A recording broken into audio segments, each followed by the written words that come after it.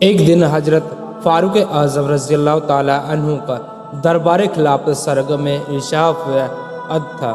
اکابر صحابہ موجود تھے اور مختلف معاملات پیش ہو کر طے ہو رہے تھے کہ ناگہان ایک خوبصورت نوجوان کو دو نوجوان پکڑے ہوئے لائے اور فریاد کی، یا امیر المومنین، اس ظالم سے ہمارا حق دلوائیے، اس لیے کہ اس نے ہمارے بوڑھے باپ کو مار ڈالا۔ حضرت عمر فاروق اعظم رضی اللہ تعالیٰ عنہ نے اس نوجوان کی طرف دیکھا اور فرمایا، ہاں، ان دونوں کا دعویٰ ہے، تو سن چکا ہے، اب بتا تیرا کیا جواب ہے۔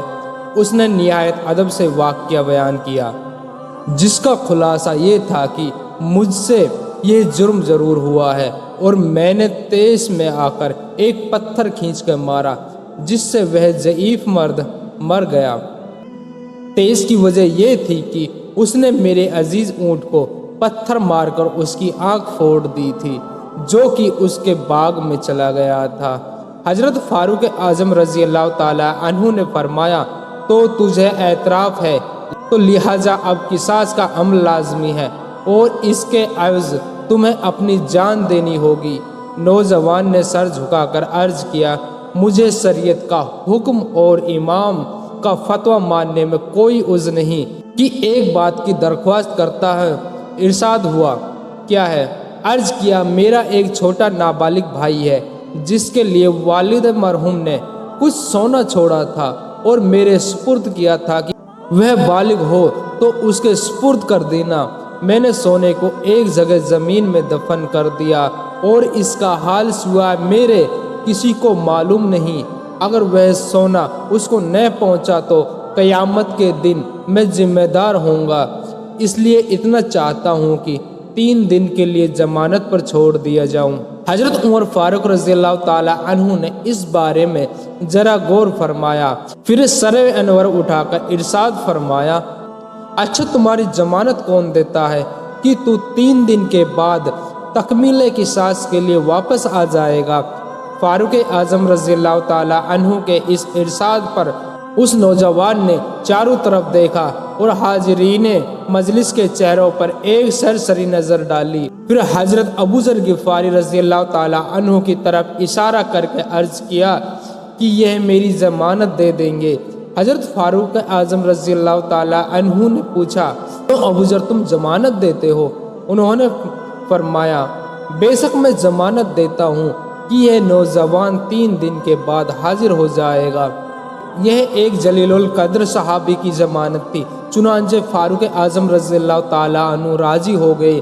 ان دونوں مدعی نوجوانوں نے بھی اپنی رضامندی ظاہر کی، وہ شخص چھوڑ دیا گیا۔ اب تیسرا دن تھا۔ حضرت فاروق اعظم رضی اللہ تعالیٰ عنہ کا دربار بدستور قائم ہوا اور تمام صحابہ جمع ہوئے، وہ دونوں بھائی بھی آئے۔ حضرت ابو ذر رضی اللہ تعالیٰ عنہ بھی تشریف فرما ہوئے۔ وقت مقررہ پر مجرم کا انتظار کیا جانے لگا۔ وقت گزرتا جا رہا تھا اور اس مجرم کا کچھ پتہ نہیں چل رہا تھا۔ مدعیوں نے کہا، ابو ذر، ہمارا مجرم کہاں ہے؟ انہوں نے اطمینان سے جواب دیا، اگر تیسرے دن کا وقت مقررہ گزر گیا اور وہ نہ آیا تو خدا کی قسم میں اپنی ضمانت پوری کروں گا۔ حضرت فاروق اعظم رضی اللہ تعالیٰ عنہ نے سنبھل کر بیٹھے اور فرمایا، وہ نہ آیا تو ابو ذر کی نسبت وہی کارروائی کی جائے گی جو شریعت اسلامیہ کی حکم ہوگا۔ یہ سنتے ہی صحابہ اکرام میں بے قراری پیدا ہوئی، بعض آبدیدہ اور بعض کی آنکھوں سے آنسو ٹپک پڑے۔ مجبور ہو کر لوگوں نے ان مدعیوں سے کہنا شروع کیا کہ تم خون کا بدلہ قبول کر لو۔ انہوں نے انکار کیا کہ ہم خون کے بدلے خون ہی چاہتے ہیں، غرض لوگ اسی پریشانی میں تھے کہ وہ مجرم نمودار ہوا۔ اگر اس حالت میں کہ پسینے میں سرابور بھیگا ہوا تھا اور سانس پھولی ہوئی تھی، وہ آتے ہی حضرت فاروق اعظم رضی اللہ تعالیٰ عنہ کے سامنے آیا اور جھک کر سلام عرض کیا اور کہا، میں نے اس بچے کو اس کے ماموں کے سپرد کر دیا اور اس کی جائیداد انہیں بتا دی۔ اب جو خدا اور رسول اللہ صلی اللہ علیہ وآلہ وسلم کا حکم ہے بجا لائیں۔ میں حاضر ہوں حضرت ابو ذر رضی اللہ تعالی عنہ نے فرمایا، امیر المومنین، خدا کی قسم میں جانتا بھی نہیں تھا کہ یہ شخص کون ہے اور کہاں کا رہنے والا ہے، مگر اور سب کو چھوڑ کر مجھے اس نے اپنا ضامن بنایا تو مجھے انکار کرنا مروت کے خلاف معلوم ہوا۔ اس کے چہرے نے یقین دلایا کہ یہ شخص اپنے وعدے میں سچا ہوگا، اس لیے ضمانت دے دی۔ اس مجرم نوجوان نے عرض کیا کہ میں حضرت ابو ذر کا شکریہ ادا کرتا ہوں کہ میں اگر نہ آتا تو ایسا میں کر سکتا تھا، مگر ایک مسلمان اپنے عہد کو برحال نبھاتا ہے اور وہ کبھی بھی عہد نہیں چھوڑتا۔ اس کے آ پہنچنے سے حاضرین میں غیر معلومی جوش پیدا ہو گیا، حتیٰ کہ ان نو عمر مدعیوں نے خوشی میں آ کر عرض کیا کہ یا امیر المومنین، ہم نے اپنے باپ کا خون معاف کر دیا۔ سب طرف سے ایک نعرہ مسرت، خوشی کا نعرہ بلند ہوا اور حضرت فاروق اعظم رضی اللہ تعالی عنہ کا چہرہ مار خوشی کے چمکنے لگا۔